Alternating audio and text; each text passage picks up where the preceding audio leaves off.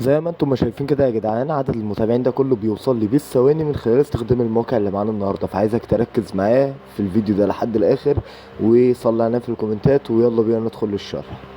مبدئيا كده بالنسبه لقناتنا على تليجرام، هتلاقي اللينك في اول كومنت انضم فيها دلوقتي حالا. هتلاقي عليها عروض المتابعين، لو حابب انك تزود متابعينك بالكميات اتواصل معانا على رقم الواتساب. العرض المتاح حاليا هو يا شباب التمانية كي ب6 دولار. تمام، ادخل وتواصل. لو في العرض اتغير ولا حاجة هظبط لك احلى تكلفة على الكمية اللي انت عايز تزود 1000، عايز تزود 2000، اي كمية انت حاببها اتواصل معانا وما تشيلش هم اي حاجة. مبدئيا كده بنروح الموقع، بيفتح معانا بالواجهة دي. اهدى وركز.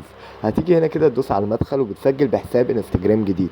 حذاري تسجل بالاكونت الاساسي بتاعك. تمام، فاحنا جبنا بقى الحساب الجديد وبنضغط كده على تسجيل الدخول. اوعى تسجل في اي موقع او اي تطبيق بالاكونت الاساسي بتاعك، انا بقول لك اهو في الفيديو. تمام، طبعا يا جماعه الموقع فتح معانا بالواجهه دي. هتلاقي هنا عدد اعجابات، عدد متابعين. هندوس على عدد المتابعين كده، وبعد كده بنيجي بنكتب اسم المستخدم بتاع الحساب بتاعنا وبندوس ابحث عن المستخدم. عملت لايك ولا لسه؟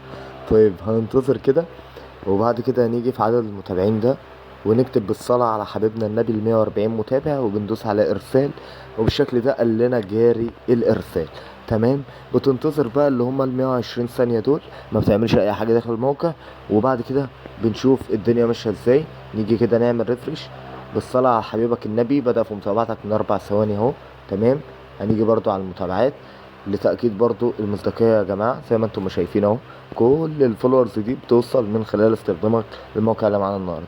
تقدر انك تزود منه اعجابات وكمان المشاهدات على فيديوهاتك من غير اي مشاكل خالص.